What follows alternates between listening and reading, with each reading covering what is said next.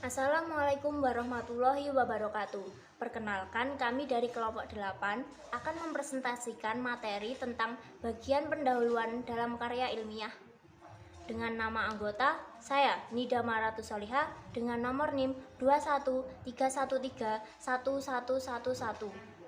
Saya Sri Mutia Indriasari dengan NIM 213131110.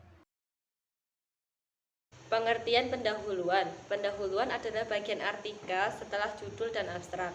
Meski kedua bagian sebelumnya bisa ditulis setelah artikel selesai, tetapi seharusnya tidak demikian dengan pendahuluan, karena pendahuluan harus benar-benar ditulis di awal sebelum melanjutkan ke bagian selanjutnya. Selain itu, pendahuluan adalah bagian awal yang terpenting untuk menentukan apakah karya tulis yang ditulis menarik perhatian atau tidak.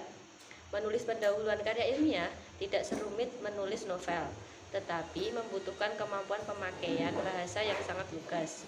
Selain itu, pendahuluan seharusnya juga jangan terlalu panjang untuk ditulis, meski sulit memberikan pedoman yang pasti, namun biasanya hanya mencapai 1-2 halaman saja. Tujuan pendahuluan. Tujuan pendahuluan yaitu mengantarkan pembaca kepada isi artikel.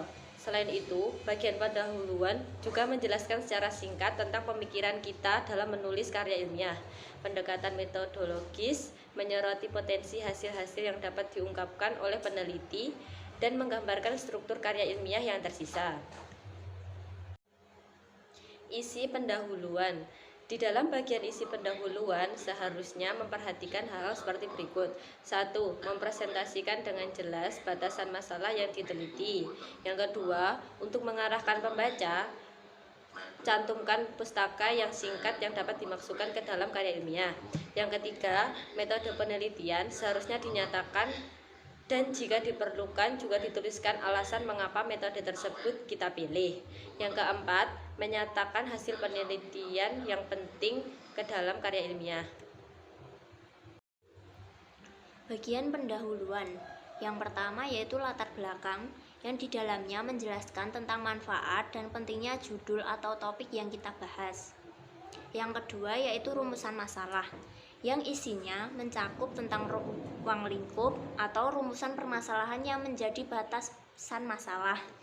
Yang ketiga yaitu maksud dan tujuan penulisan, yaitu bagian yang berisi tentang penjelasan maksud penulisan makalah dan tujuan yang berisi tentang hal yang diinginkan sesuai dengan konteks persoalan yang akan dibahas. Cara membuat pendahuluan. Yang pertama yaitu perkenalkan topik makalah. Dengan langkah-langkah, ungkapkan topik penelitian Anda. Yang kedua yaitu pertimbangkan merujuk kata-kata kunci. Yang ketiga, definisikan istilah atau konsep kunci apa saja. Yang keempat yaitu perkenalkan topik melalui anekdot atau kutipan. Cara yang kedua yaitu membuat konteks untuk makalah Anda. Dengan langkah-langkahnya, sertakan tinjauan pustaka singkat. Yang kedua, gunakan literatur untuk fokus pada kontribusi Anda. Yang ketiga, rumuskan dasar pemikiran masalah. Cara yang ketiga yaitu menentukan pertanyaan dan hipotesis penelitian.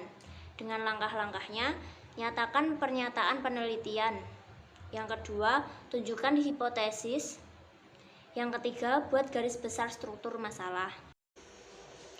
Nah, dalam pembahasannya yang sudah disampaikan kita tadi, ada satu contoh mengenai bagian pendahuluan karya ilmiah.